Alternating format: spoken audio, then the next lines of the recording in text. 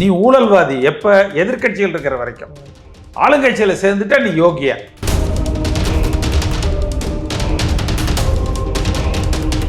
விஜயா விஜய் பாஸ்கரா தெரிஞ்சிடும். இதற்கு முன்பு இருந்த செங்கோட்டையன் மீதும் அந்த புகார் விசாரிக்கப்பட்டு அவர் மீதும் வழக்கு பதிவு செய்தாலும் தவறில்லை.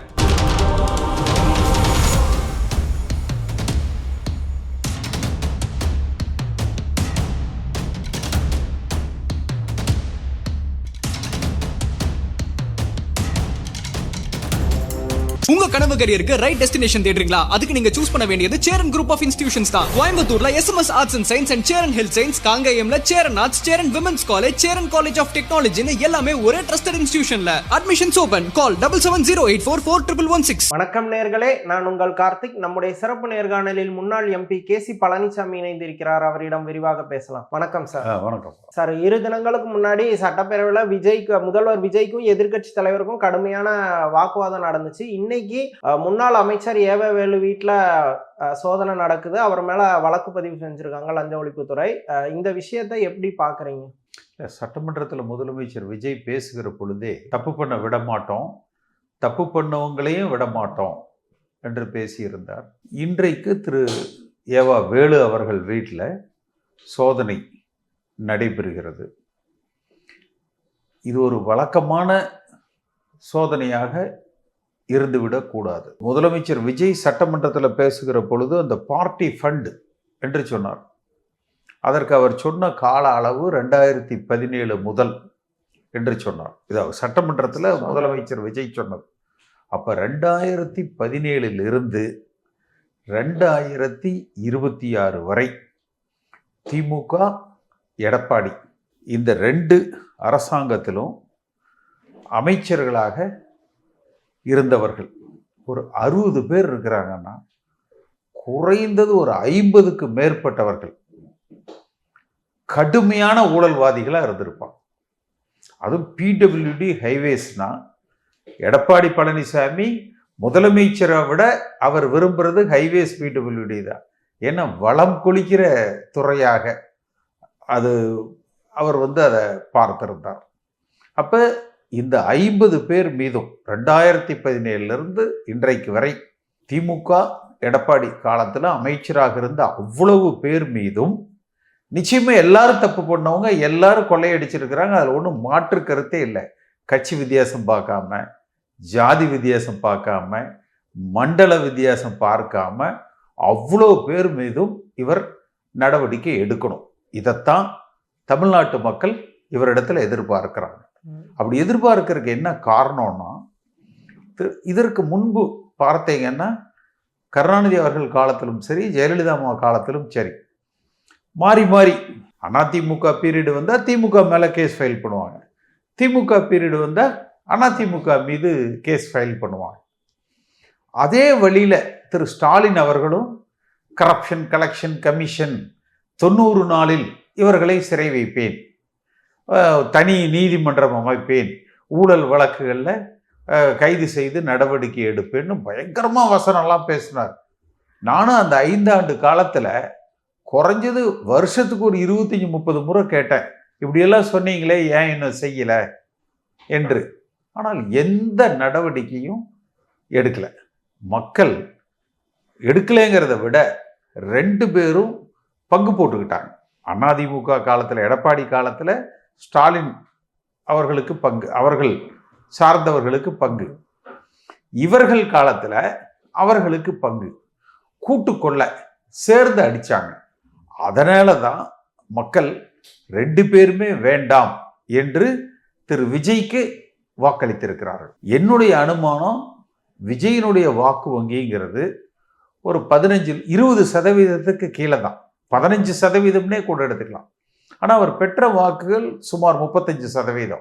அந்த 20% திமுக அதிமுக, அதாவது எடப்பாடி பழனிசாமி திரு ஸ்டாலின் இந்த 10 ஆண்டு கால அரசாங்கத்தில் நடந்த அவலங்கள், ஊழல்கள், கொள்ளைகள், இதற்கு எதிராக மக்கள் வாக்களிச்சிருக்கிறாங்க. ஏன்னா மிகப்பெரிய ஒரு ஓட்டுக்கு 5000 ரூபாய் கொடுத்தாங்க, லால்குடியிலாம் குடும்பத்துக்கு 1 லட்சம் இருப்போம். அப்போ எத்தனை? ஒரு ஓட்டுக்கு 25,000 இருப்போம். பல தொகுதிகளில் ஒரு ஓட்டுக்கு 10,000, 15,000, 5,000, 2,000 கீழே எங்கேயுமே இல்லை. அப்போ எவ்வளோ வேணாலும் கொள்ளையடிக்கலாம், காசை கொடுத்து ஓட்டு வாங்கிக்கலாம். இதை ஒரு நடைமுறை கலாச்சாரமாக 2 பேர் இணைந்து அதை செஞ்சிட்டாங்க. மக்கள் அதனால தான் அந்த ஊழலுக்கு முற்றுப்புள்ளி வைக்க வேண்டும் என்பதற்காக மொத்தம் 5 லட்சம் ரூபாய் செலவில் எம்எல்ஏ ஆனவங்க இருக்காங்க தாவேக்கால. எந்த பணத்தையும், இன்னும் சொல்ல போனால் யாருன்னே வேட்பாளர் தெரியாது. விசில் விஜய் ஓட்டு போட்டாங்க. யாருன்னே வேட்பாளரே யாருன்னு தெரியாது.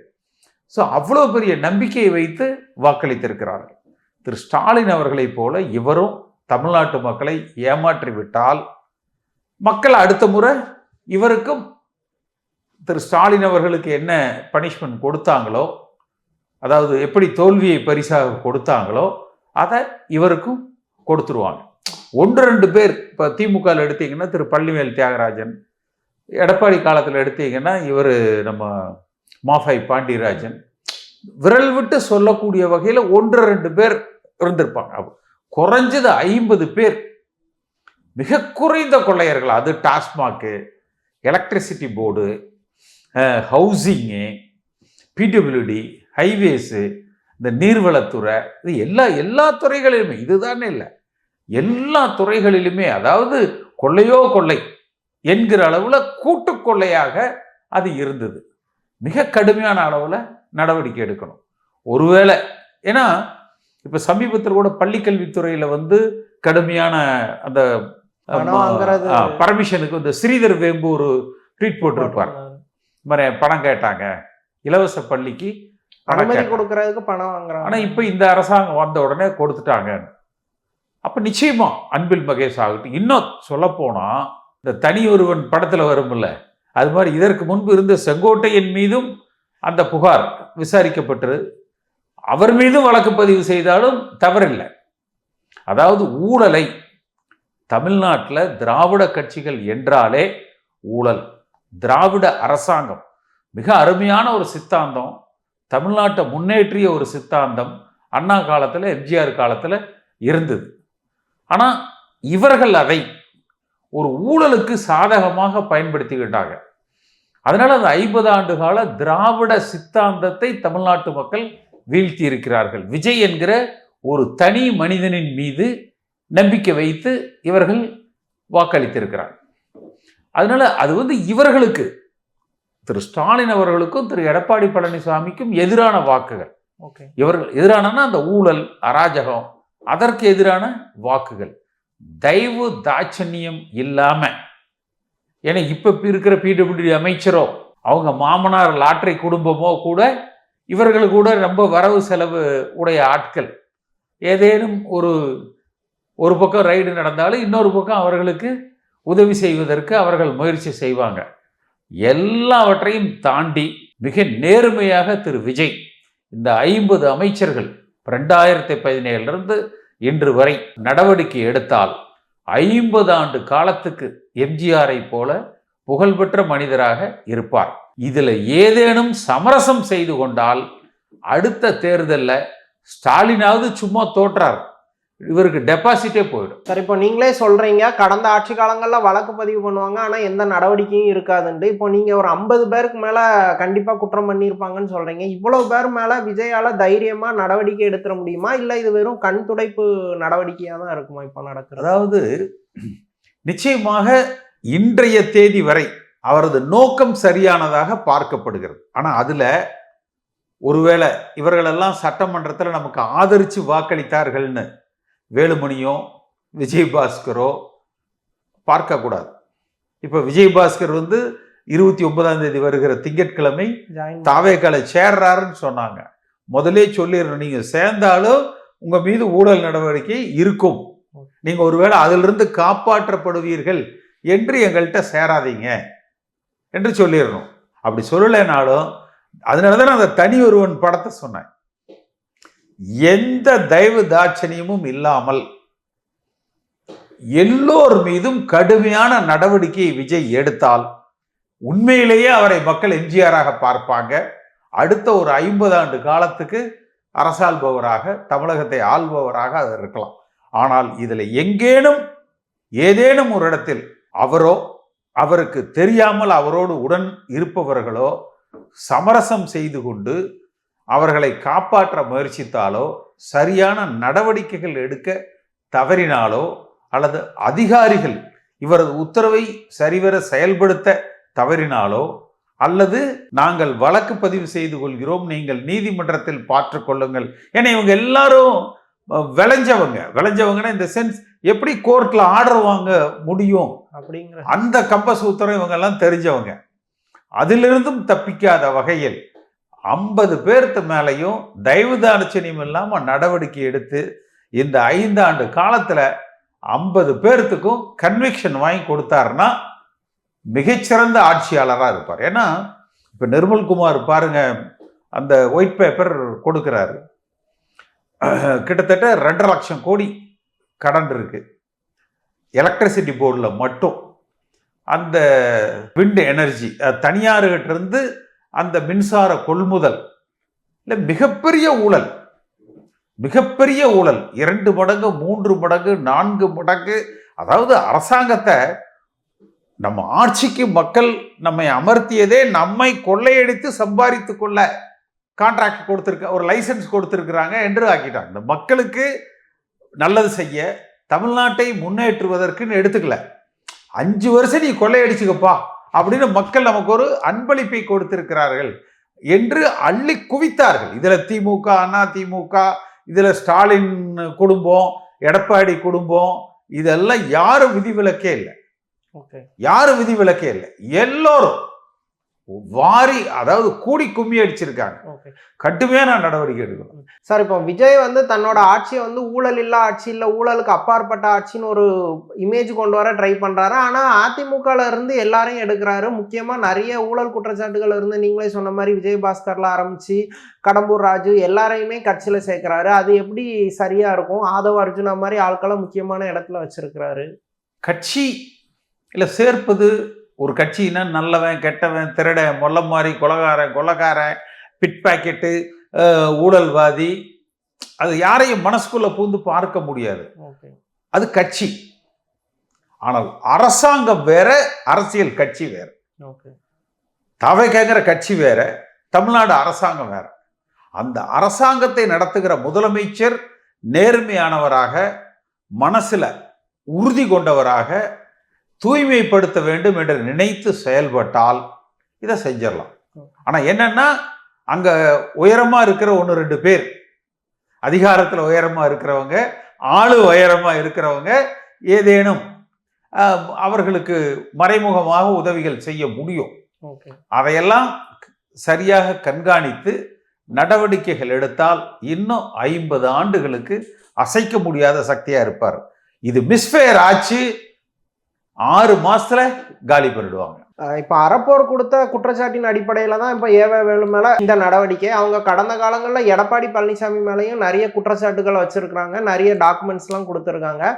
இந்த நடவடிக்கை எடப்பாடி பழனிசாமியை நோக்கியும் போறதுக்கான வாய்ப்புகள் இருக்கா? ஏன்னா அவரும் போகணும். நீங்க ஏவாவேலுக்கும் எடப்பாடி பழனிசாமிக்குமே நல்ல அண்டர்ஸ்டாண்டிங் இருக்கு. 2017 இருந்து பாருங்க, ஏவாவேலை எதிர்த்து அதிமுக போட்டியேட்டு இருக்காரு.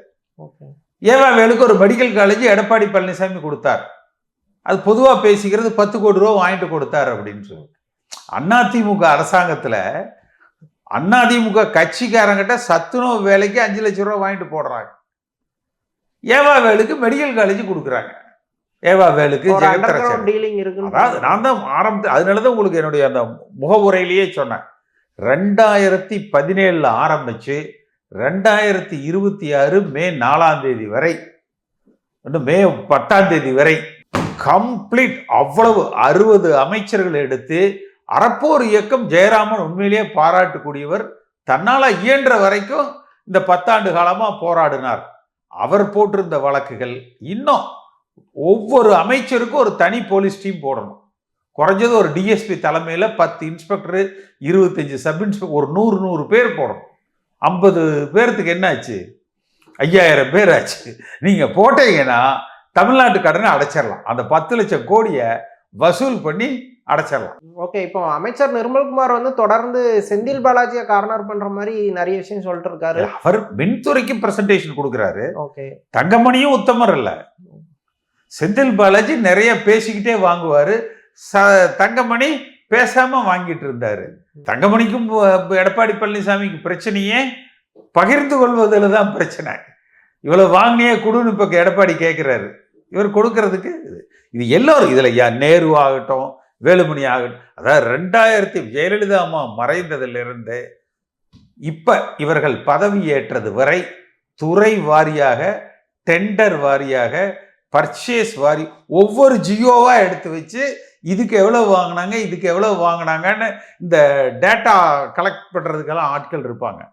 போட்டு பார்த்தாங்கன்னா குறைஞ்சது வருஷத்துக்கு 1 லட்சம் கோடி வரும். 10 வருஷத்துக்கு 10 லட்சம் கோடி வரும். இந்த கடனை அடைச்சிடலாம். தமிழ்நாடு அரசாங்கத்தின் மீது இருக்கிற கடனை முழுமையா அடைச்சிடலாம். அதை செய்யணும். செய்யாம இவர் அதுல அது அதிகாரிகள் செய்யாவிட்டாலும் தவறு. அமைச்சர்கள் அதுல இடையூறு செய்யக்கூடாது. இவர் டிஸ்ட்ராக்ட் ஆயிடக்கூடாது, கவனச்சிதறல் வந்துடக்கூடாது. சரியா செய்தார்னா 50 ஆண்டுக்கு இவரை அசைக்க முடியாது. ஏன்னா நம்ம ஊழல் இல்லை அது இது இல்லைன்னு சொல்லிட்டு கீழே இருக்கிற 2 பேரை தாசில்தாரு, ரெவென்யூ இன்ஸ்பெக்டரு, சப் ரிஜிஸ்ட்ராருங்கிறது இல்லை. ஏன்னா அவன் எங்கிருந்து வர்றான்? ஒரு சப் ரிஜிஸ்ட்ராருக்கு போஸ்ட் வாங்கிட்டு வர்றான், ஒரு தாசில்தார் போஸ்ட் வாங்கிட்டு வர்றான், ஒரு இன்ஸ்பெக்டர் போஸ்ட் வாங்கிட்டு வர்றான். அதுக்கே 10 லட்சம் 20 லட்சம் 50 லட்சம் கொடுத்து வாங்கிட்டு வந்தாங்கன்னா அவங்க எப்படி நேர்மையா இருப்பாங்க? கொடுத்த காசை எடுக்கணும்னு நினைக்கிறாங்க. அது இன்னும் சொல்ல போனா ஒவ்வொரு போஸ்ட்டுக்கும் எனக்கு தெரிஞ்சு சில பதவிகள்ல 30 கோடி ரூபாய் கொடுத்து வர்றான் ஒருத்தர் 3 வருஷத்துக்கு. 30 கோடி அப்ஃப்ரண்ட்ல கொடுத்துட்றான் 3 வருஷத்துக்கு. கொடுத்த அந்த போஸ்ட்ல இருக்கான். திமுக காலத்திலயும் இருக்கான், அதிமுக காலத்திலயும் இருக்கான். அப்ப அவன் குறைஞ்சது 300 கோடியாவது சம்பாதிச்சிருப்பான்ல. 30 கோடி அப்ஃப்ரண்ட்ல கொடுக்கறது இது மாதிரி நிறைய இருக்காங்க. இது 1 2 நல்லா இல்லை. அதே மாதிரி சம்பந்தப்பட்ட அதிகாரிகள் தயவு தாட்சணியம் இல்லாம தூக்கு, எல்லாரையும் தூக்கு. ஓகே சார், இப்போ அமைச்சர்கள் வந்து அதிகாரிகளோட ஒத்துழைப்பு இல்லாம பெரிய விஷயங்கள் பண்ணியிருக்க முடியாது. இப்ப அதே அதிகாரிகள் தான் வந்தாலே உங்களுக்கு எல்லாம் இன்னைக்கு நல்லா தானே அந்த பொதுப்பணித்துறையில இருந்த அந்த அதிகாரிகள் மீது தான் நடவடிக்கை எடுத்திருக்கிறார். அதாவது அமைச்சர், அதிகாரிகள், கான்ட்ராக்டர்ஸ் எல்லாரையும் தட்டி தூக்கணும். அப்பதான் தமிழ்நாடு சுத்தமாகும். ஏன்னா இன்றைய இளைய தலைமுறை விஜய்க்கு வாக்களித்த அந்த ஜென் ஜி இதைத்தான் எதிர்பார்க்கிறார். சார், ஒரு ஊழலற்ற நிர்வாகத்தை, அரசாங்கத்தை விஜய் தருவார் என்கிற அந்த நம்பிக்கை இருக்கு. முன்னாள் முதல்வர் திமுக தலைவர் ஸ்டாலின் வந்து இதை ஒரு பழிவாங்கும் நடவடிக்கை அப்படின்ட்டு ஒரு விஷயம் பிராண்ட் பண்றாரு. அவரோட குற்றச்சாட்டை எப்படி பாக்குறீங்க? அவர் வாங்கி இருப்பார்ல, வேலைகிட்ட இருந்து அப்புறம் அவரு வாங்கி இருப்பார்ல. நிச்சயமா இதுல ஊழலே நடக்கலைன்னு ஸ்டாலின் சொல்லுவாரா என்ன? அது அவருக்கு ஸ்டாலினுக்கு வந்து அது நீங்க அவர் தவறு செய்யல, தவறு செஞ்சா நாங்கள் இப்போ தண்டனைக்கு ஆள்படணும் என்று ஸ்டாலின் எதிர்பார்க்க முடியாது. ஏன்னா எடப்பாடி அன்கோட்டை மொத்தமாக பல்கா வாங்கிட்டு எந்த நடவடிக்கை எடுக்காம இருந்ததே அவர் தானே. இப்போ திமுக அதிமுக ஒரு அண்டர் கிரவுண்ட் டீலிங்ல தான் இருந்தாங்கன்னு புரிஞ்சுக்கலாமா லாஸ்ட் டைம்ல? இல்லை, நிச்சயமா இவர்கள் யாரும் உத்தமர்கள் கிடையாது. அதாவது ஒரு படத்தில், எம்ஜிஆர் படத்தில் தான் நினைக்கிறேன், நீங்கள் அத்தனை பேரும் உத்தமர் தானா சொல்லுங்கள் அப்படின்னு வரும்.